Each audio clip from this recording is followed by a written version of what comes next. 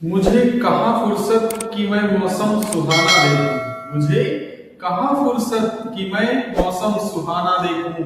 आपसे नजर हटे तब मैं जमाना देखूं। आपसे नजर हटे तब मैं जमाना देखूं। हेलो दोस्तों, मैं आपका इस अपने YouTube चैनल पर स्वागत करता हूं। पिछली जो है क्लास में हम लोगों ने जो कोऑर्डिनेट ज्योमेट्री चैप्टर था उसकी बेसिक जितनी भी थ्योरी थी या जितने भी फार्मूले थे उनको डिस्कस कर लिया था। आज की इस अपनी क्लास में महत्वपूर्ण क्वेश्चंस को डिस्कस करेंगे जो आपके प्रीवियस ईयर पेपर में आए हुए हैं या फिर आपकी जो टेक्स्ट बुक है वहां से जो है क्वेश्चन ये मैंने इंक्लूड किया है इस क्लास में। तो चलिए आज की इस क्लास को स्टार्ट करते हैं और इस चैप्टर से जितने महत्वपूर्ण क्वेश्चंस ऑब्जेक्टिव में बन सकते थे उनको मैंने इसमें शामिल किया है। तो बिना स्किप किए हमारे साथ इस जो है क्लास को अटेंड करिए और फिर अपने इस जो कोऑर्डिनेट ज्योमेट्री जो चैप्टर है इसमें जो डाउट आपके मन में होते हैं या क्वेश्चंस को जो है ना सॉल्व कर पाने की जो डर रहती है उसको दूर करिए। तो आइए आज की क्लास को स्टार्ट करते हैं।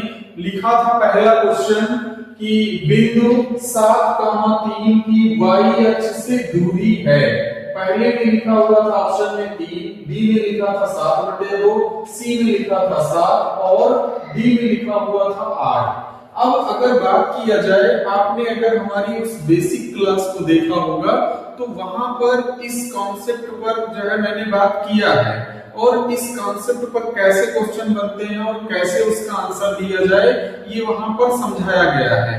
तो अगर हम लोग बात करें जब कभी क्वेश्चन में एक कोई बिंदु दे करके आपसे उस बिंदु की किसी अक्ष से दूरी पूछे तो वैसे केस में करना ये होता है, अगर आपसे कि उस बिंदु की x अक्ष से दूरी पूछे तो x अक्ष से दूरी पूछने का मतलब ये आपको वहां पर y निर्देशांक आंसर में बताना होता है या y कोऑर्डिनेट जो होता है उसका मान बताना होता है। या आपसे अगर y अक्ष से दूरी पूछ ले तो उस कंडीशन में उस बिंदु का जो x निर्देशांक का मान होता है आंसर में वो टिक करना होता है। और थोड़ा यहाँ पर समझ भी लेते हैं, जैसे हम लोग इस बिंदु की स्थिति के बारे में बात करें तो ये इस तरीके से x एक्सिस और y एक्सिस होती है।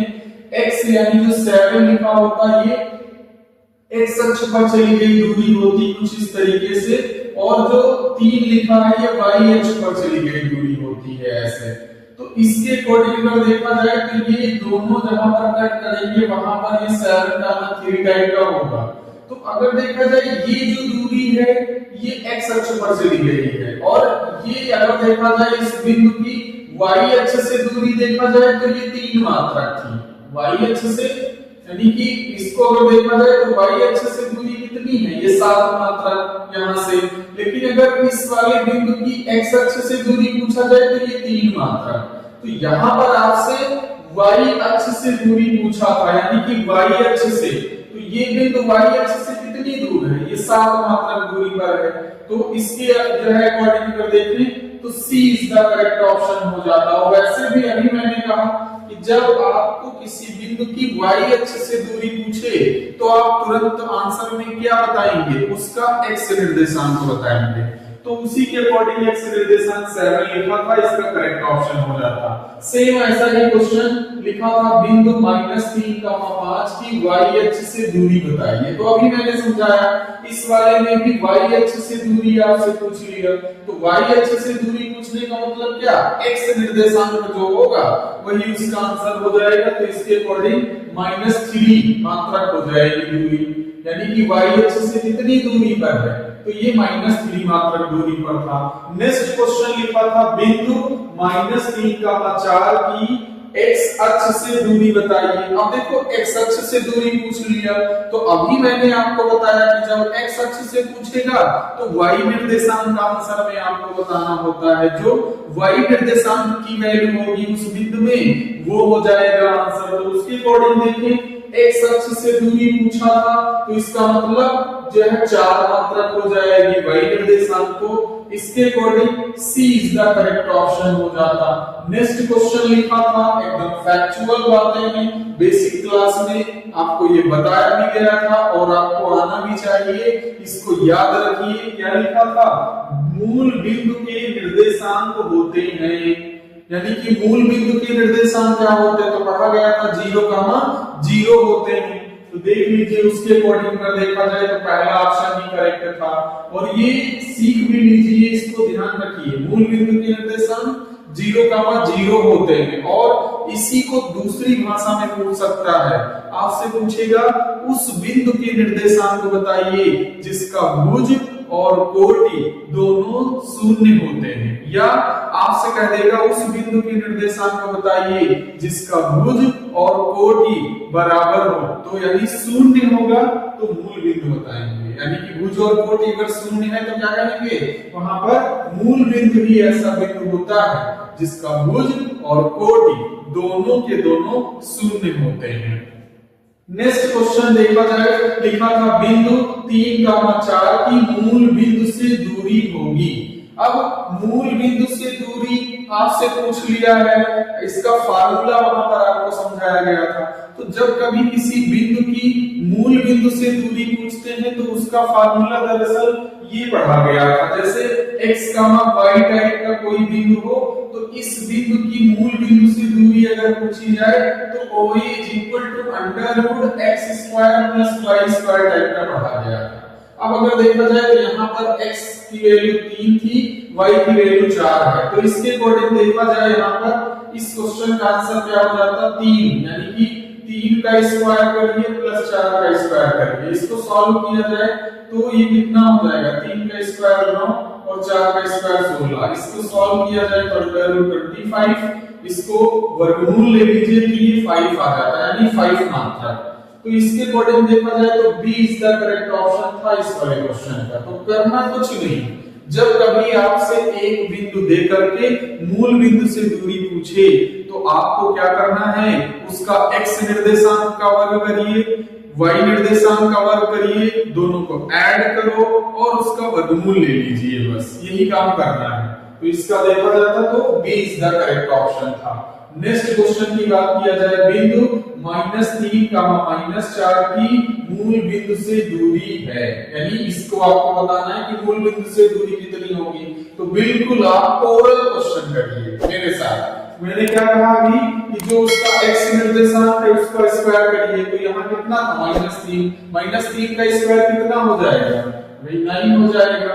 4 का स्क्वायर करिए कितना होगा, -4 का स्क्वायर करोगे वो भी 16 हो जाएगा। दोनों को ऐड करो तो ऐड करोगे तो कितना 25, इसका वर्गमूल ले लो तो अगेन कितना आंसर आ जाएगा, 5 निकल करके आ जाएगा। तो यहां से इसको ध्यान रखेंगे। तो ये 5 इसका भी करेक्ट ऑप्शन था, तो इसके अकॉर्डिंग देखें तो सी इज द करेक्ट ऑप्शन हो जाता। नेक्स्ट क्वेश्चन लिखा था चतुर्थांश में समकोणिकक्ष एक दूसरे को कितने डिग्री पर काटती हैं। अब ये कई बार पूछा गया क्वेश्चन है, रिपीटेड क्वेश्चन है, आपके प्रीवियस ईयर पेपर अगर आपके पास हो तो उठा करके देखिए, वहां पर आपको मिल जाएगा। कई बार पूछा गया है कि जो x अक्ष होती है और जो y अक्ष होती है, चतुर्थांश में एक दूसरे को कितने डिग्री पर काटती हैं ये अक्ष, तो ये एक दूसरे को 90 डिग्री पर काटती हैं। कितने पर, 90 डिग्री पर। अगर याद हो तो चतुर्थांश सिस्टम कुछ इस तरीके से बनाया जाता, तो यहाँ पर ये सब के सब 90 डिग्री होते हैं, यानी कि यहाँ पर तो उसी के अकॉर्डिंग ये लिखा हुआ था, जो समकोणिकक्ष होती हैं वो एक दूसरे को 90 डिग्री पर कट करती हैं। तो इसके according B is the correct option हो जाता। नेक्स्ट क्वेश्चन लिखा था एक्स अक्ष पर स्थित बिंदु का रूप होता है। अब ये दोनों तरीके से जो है इसको आप ध्यान रख सकते हैं, दो क्वेश्चन इस टाइप के पूछे जाते हैं और दो ही क्वेश्चन बनेंगे। दो क्वेश्चन क्या, एक तो आपसे पूछेंगे कि एक्स अक्ष पर स्थित बिंदु का रूप कैसा होता है, तो वहां पर जो है बेसिक क्लास में पढ़ा गया था कि जो एक्स अक्ष पर स्थित बिंदु होता है उसकी कोटि हमेशा क्या रहती है, शून्य रहती है। ये भी क्वेश्चन एक बनता है कि एक्स अक्ष पर स्थित बिंदु की कोटि क्या होगी, तो वो हमेशा शून्य रहती है। वैसे ही वाई अक्ष पर स्थित बिंदु की कोटि क्या रहती है, यानी कि भुज क्या रहता है, y अक्ष पर स्थित बिंदु का भुज हमेशा शून्य रहता है। तो अगर देखा जाए यहाँ पर जो क्वेश्चन था आपसे ये पूछा था कि x अक्ष पर स्थित बिंदु का रूप कैसा होगा। तो x अक्ष पर अगर कोई बिंदु होगा तो इसका मतलब उसकी कोटि हमेशा क्या रहेगी, शून्य होगी। तो शून्य अगर देखा जाए तो क्या, और x निर्देशांक उसका दिया होगा, तो हमेशा उसके लिए याद कर लीजिए कि a कामा 0 टाइप का होता है। तो a जो है वो x अक्ष पर चली गई दूरी है। कभी कभी एग्जाम में x कामा 0 टाइप का पूछ लेता है, तो उसको आप भी समझ लेंगे, इससे कंफ्यूज नहीं होना। x कामा 0 टाइप का लिखे या जैसे भी लिखे उसको ध्यान रखेंगे। वैसे एक और क्वेश्चन ध्यान रखिए, अगर आपसे y अक्ष पर स्थित किसी बिंदु का रूप पूछे तो इसके अकॉर्डिंग देखें तो 0 कामा y टाइप का हो जाएगा, या b टाइप का अगर इसके a और b के हिसाब से देखें तो 0 कामा b टाइप का हम लोग लिख सकते हैं। तो जो पूछा जाएगा उसका आपको आंसर देना है आसान तरीके से। फिर नेक्स्ट क्वेश्चन की बात किया जाए, दूरी पर बेस्ड क्वेश्चन आपसे पूछ लिए जाते हैं तो इनको थोड़ा सॉल्व करना पड़ेगा, और दूरी यानी डिस्टेंस फार्मूला आपने पढ़ रखा है उसी का यूज करते हुए सॉल्व कर दीजिए। तो यहाँ पर 2 नंबर में भी क्वेश्चन दूरी वाले जो है फार्मूले पर बेस्ड पूछ लिया जाता है, और यहाँ पर ऑब्जेक्टिव में भी आया है। तो ऑब्जेक्टिव में आए तो आप उसको जितना कम हो सके सॉल्व करके आंसर को टिक कर दीजिए, बट अगर 2 नंबर में आता है तो उसके अकॉर्डिंग वहां डिटेल में सॉल्व करना होता है। तो देखा जाए नेक्स्ट क्वेश्चन लिखा था, दो बिंदुओं 2,3 व 4,1 के बीच की दूरी होगी। और ये एक ऐसा क्वेश्चन था जो अभी हाल ही में प्री बोर्ड चल रहे हैं, यानी कि जो बच्चों के प्री बोर्ड चल रहे हैं गवर्नमेंट के द्वारा जो कराए जा रहे हैं उस पेपर में भी पूछा गया क्वेश्चन है। तो ये इंपॉर्टेंट क्वेश्चंस हैं, इनको ध्यान रखेंगे, और ये सब जो है वहां पर पूछे गए क्वेश्चन है प्रीवियस ईयर में।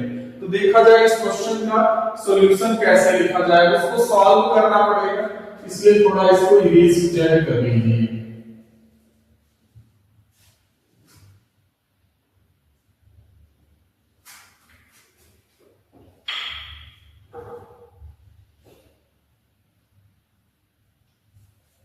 तो देखा जाए वहां पर उस बिंदु में, यानी 2 बिंदु आपको दे रखा था, दोनों बिंदुओं के अगर निर्देशांक देखा जाए तो 2,3 1 लिखा हुआ था, दूसरा 4,1 लिखा हुआ था ऐसे।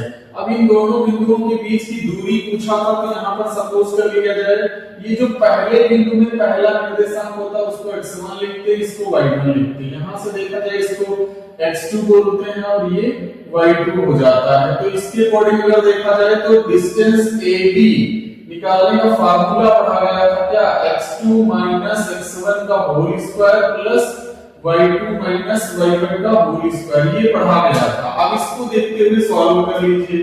तो यहाँ पर देखा जाए तो x2 की वैल्यू कितनी है 4 माइनस और x1 की वैल्यू 2 और इसका होल स्क्वायर प्लस y2 की वैल्यू कितनी है यहाँ पर 1 और y1 की वैल्यू कितनी है 3 और इसका होल स्क्वायर। बस इसको सॉल्व करना है, दूरी यहाँ से निकल करके आ जाएगी। तो 4 माइनस 2 यानी 2 बचेगा, उसका स्क्वायर करिए तो 4 प्लस 1 माइनस 3 यानी माइनस का 2 बचेगा, उसका स्क्वायर करिए तो कितना हो जाएगा 4। तो दोनों 4 4 आ रहे। अब उसके बाद ये 4 प्लस 4 को हम लोग 2 into 4 लिख सकते हैं। इस 4 को अंडर रूट के बाहर लाएंगे तो 2 अंडर रूट 2 टाइप का बचेगा, यानी कि मात्रा ये इतने मात्रा का आएगा। तो इसके अकॉर्डिंग देखें तो C is the correct option था। इस वाले क्वेश्चन का C is the correct option हो जाता। सेम ऐसा ही क्वेश्चन एक और दिया गया था, बिंदुओं 5,0 और -12,0 के बीच की दूरी होगी, यानी दूरी पर बेस्ड क्वेश्चंस हैं। तो उनको देखा जाए डिटेल में हम लोग नहीं करते हैं, सीधे इस फार्मूले को दिमाग में रखिए और आंसर को लिखिए। तो देखा जाए बिंदु 5,0 और -12,0 ऐसे दिए गए थे। अब इसके अकॉर्डिंग अगर हम लोग यहाँ पर देखें तो ये x1 हो जाएगा, ये y1 हो जाएगा, ये x2 हो जाएगा और ये यहाँ पर y2 हो जाएगा। अब इसके अकॉर्डिंग अगर देखा जाए तो फार्मूला क्या था, फार्मूले में अगर देखें तो AB is equal to under root x2 minus x1, x2 minus x1। तो x2 की वैल्यू कितनी -12 और x1 की वैल्यू कितनी माइनस का यानी कि 5 हो जाएगी। तो आपको क्या लिखना है -12 और -5, इसका whole square plus y2 minus y1, तो 0 में से इसको सब्ट्रैक्ट करो ऐसे। अब इसको सॉल्व कर लीजिए अंडर रूट में, तो ये कितना हो जाएगा, अंडर रूट के अंदर -12 -5, तो ये कितना हो जाएगा 70। तो इसके अकॉर्डिंग देखना है तो माइनस का 70 इसका होल स्क्वायर, और उसके बाद में यहाँ पर इसको सॉल्व करना है। तो ये अगर देखा जाए किसी नेगेटिव का स्क्वायर ऑलवेज क्या आता है, पॉजिटिव ही आता है, और इसका स्क्वायर रूट ले लीजिए तो कितना हो जाएगा, ये 70 ही निकल करके आ जाएगा इतने मात्रा। तो इस वाले क्वेश्चन का आंसर अगर देखा जाए तो यहाँ से कितना हो जाता, D is the correct option हो जाता। नेक्स्ट क्वेश्चन लिखा था, जब कभी कभी एग्जाम में वेरिएबल टाइप का पूछ लिया जाता है, तो वेरिएबल टाइप का अगर देखा जाए